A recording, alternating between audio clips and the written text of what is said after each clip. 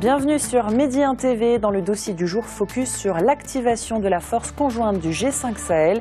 Bruxelles accueille ce vendredi 23 février une conférence sur le Sahel et il sera question du financement de la force militaire du G5. Pour en parler, notre invité est un expert en questions géostratégiques et sécuritaires. Bienvenue Chirkaoui Roudani. Merci d'avoir accepté l'invitation de Midi 1 TV. Alors l'un des objectifs de ce rendez-vous bruxellois est de récolter davantage de fonds. Où en est-on au niveau de l'activation de cette force conjointe ?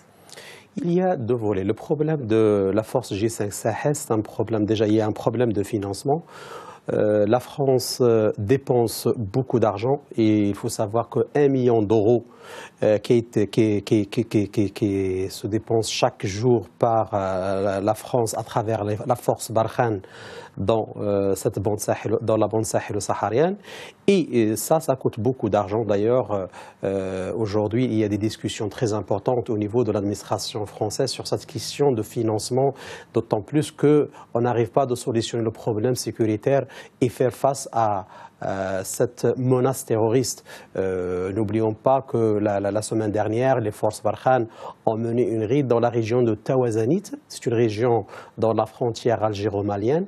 Et pour essayer de faire déplacer ce qu'on appelle les groupes terroristes du groupe islamiste, le Grand Sahara, au Maghreb. Et je pense aujourd'hui la difficulté réside dans la façon avec laquelle il faut concevoir cette opérationnalisation de la force du G5 Sahel parce que ça nécessite beaucoup d'argent.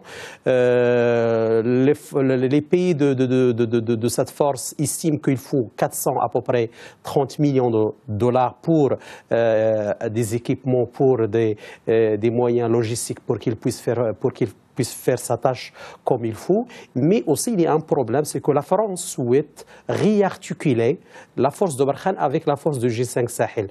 Aujourd'hui, c'est pourquoi il demande à la Chine et au Japon de s'inviter. D'ailleurs, c'était déjà le sujet de discussion du ministre de la Défense française avec le ministre des Affaires étrangères japonais récemment, lorsqu'il était en déplacement à Tokyo. Et aussi, donc, essayer de faire pousser certains pays comme l'Allemagne, comme les pays européens, pour qu'ils puissent donner un fort élan à ce financement. Mais je pense que la difficulté réside dans la manière, la tactique, parce qu'on ne peut pas solutionner. La solution sécuritaire est très importante à la lumière de la prolifération des groupes terroristes qui s'activent dans la zone de Gao à Sangou jusqu'à Minaka, et même dans la région de Tissit, dans les frontières du Niger avec le Mali. D'ailleurs, les forces armées maliennes ont mené hier une opération pour qu'ils puissent pousser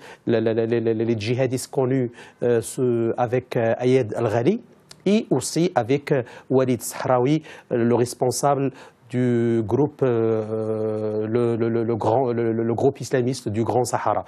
Donc je pense qu'il faut accélérer le processus d'activation. L'activation, c'est très compliqué. Vous savez, aujourd'hui... Puisqu'il y a urgence sécuritaire, il y a une urgence sécuritaire, mais il n'y a pas une vision collective, globale, sur la manière avec laquelle faire avancer les choses. Qui va faire ça? Qui va travailler dans ce domaine? Est-ce qu'aujourd'hui, les États-Unis, la Grande-Bretagne, ils sont prêts aujourd'hui de s'engager avec la France, avec cette européanisation de la force du G5 Sahel? Est-ce qu'aujourd'hui, les pays du Golfe, l'Arabie Saoudite qui a promis 100 millions de dollars, le Qatar qui a promis... Voilà. Est-ce qu'aujourd'hui, est-ce qu'il y a aujourd'hui une vision globale pour lutter contre le terrorisme? Parce que n'oublions pas aujourd'hui, il ne faut pas regarder juste la réponse militaire. La réponse militaire, comme vous l'avez dit, c'est une urgence, c'est quelque chose qui est très importante, mais il y a la réponse aussi politique sur le terrain. Aujourd'hui, il y a un vide géopolitique dans la région.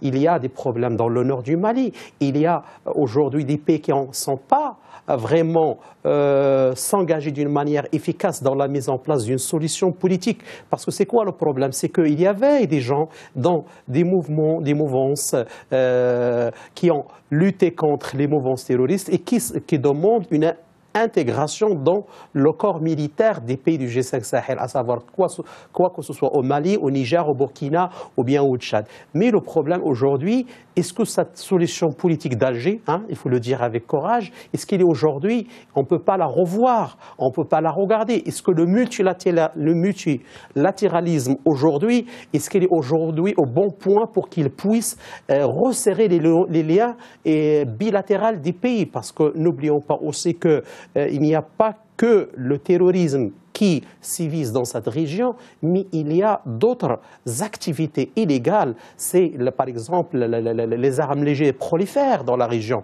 La situation en Libye qui menace de bombarder, d'exploser cette région. Donc c'est pourquoi il faut une vision globale, mais agissant localement. Je pense que G5 Sahel, c'est un moyen, c'est un outil, mais nécessaire, mais ce qui est très important, doit être accompagné par un processus des mesures politique coercitives au niveau politique, au niveau même des relations entre les pays. Parce que nous ne sommes pas dans une région qui est vraiment il y a une relation bilatérale très importante ou bien un multilatéralisme accentué pour qu'il puisse vraiment faciliter sa tâche militaire. Parce que G5 Sahel, c'est un outil militaire, donc il faut une opérationnalisation des troupes sur le terrain, mais aujourd'hui, est-ce que vraiment il y a une vision pour qu'ils puissent chercher les détails et chercher vraiment les difficultés dans lesquelles s'enlise la région? Aussi, il faut savoir que sans le développement de la région, de la bande sahélo-saharienne, on ne peut pas lutter contre le terrorisme. Sans le développement économique et aussi sans le renforcement des capacités militaires des pays. Parce que là, on parle d'une force multilatérale, mais les forces locales aujourd'hui, les forces armées maliennes, est-ce qu'ils sont capables, est-ce qu'ils ont la capacité pour qu'ils puissent gérer eux-mêmes cette lutte contre le terrorisme? La Commission européenne insiste justement sur une action multisectorielle du G5 Sahel structurée autour de 3 piliers. Le partenariat politique, l'aide au développement et un soutien à la sécurité. Mais est-ce que la priorité du G5 Sahel doit être de sécuriser avant de développer? Est-ce que c'est dans ce sens-là? Moi, je pense ce qui a été dicté dans la façon avec laquelle G5 Sahel gère les choses. D'ailleurs, on a un problème de financement. Comment on peut prévoir de financer un développement économique alors qu'on n'arrive même pas de récolter la somme qu'il faut, 430 millions de dollars, pour financer le G5 Sahel? Ça, c'est une difficulté majeure. L'Union européenne annonce ce mercredi qu'elle contribuera à hauteur de 100 millions. À la base, c'était 50 millions. Oui, l'Union européenne, certes, il va contribuer à 100 millions de dollars, mais je ne pense pas qu'avec cette somme-là... Ce sont des promesses de dons. Voilà, des promesses de dons, mais aussi, il faut sur le terrain, la réalité, elle est plus dure et plus difficile. Nous sommes dans des vastes zones où sévissent beaucoup de groupes terroristes qui sont en train d'émerger, qui sont en train d'écloser. Donc je pense aujourd'hui, sans une vision globale, d'ailleurs les résolutions du Conseil de sécurité des Nations Unies concernant la sécurité en Afrique, et notamment la bande sahélo-saharienne, regardent avec cette façon, regardent avec cette façon de concevoir les choses pour qu'ils puissent travailler ensemble. Mais le problème, c'est qu'aujourd'hui, il y a un vide géopolitique dans la région et dans la sous-région. Ils sont une vision plus globale de solutions et des problèmes, déjà de la porosité des frontières. Les frontières ne sont pas hermétiques. Aussi, il faut savoir que nous sommes dans une région où il y a une métamorphose sécuritaire, parce qu'il y a un arc d'instabilité qui est en train de s'installer, qui va de la mer Rouge et qui veut atteindre la Méditerranée et l'Atlantique. Je pense que les groupes terroristes travaillent avec une stratégie, avec des tactiques et avec les problèmes dans lesquels s'enlise cette bande sahélo-saharienne, et notamment les problèmes frontières, les problèmes politiques, les problèmes économiques, les problèmes socio-économiques. Je ne pense pas, il me semble-t-il, c'est très difficile d'envisager une réponse coercitive qui inclura la vision de développement économique. Je pense qu'aujourd'hui, la bande sahélo-saharienne, c'est le maillon faible de la sécurité mondiale et qui menace vraiment de déstabiliser toute la région et la sous-région, notamment avec la Libye où je pense, il faut le dire, c'est un État failli, résilient. Merci Cherkaoui Roudani d'avoir accepté l'invitation de Médien TV. Vous êtes expert en questions géostratégiques et sécuritaires. Vous étiez notre invité au sujet de la conférence sur le Sahel et le financement de la force conjointe du G5. Un rendez-vous prévu ce vendredi 23 février à Bruxelles. Merci à vous aussi de nous avoir suivis. Restez en notre compagnie. L'information se poursuit sur Médien TV.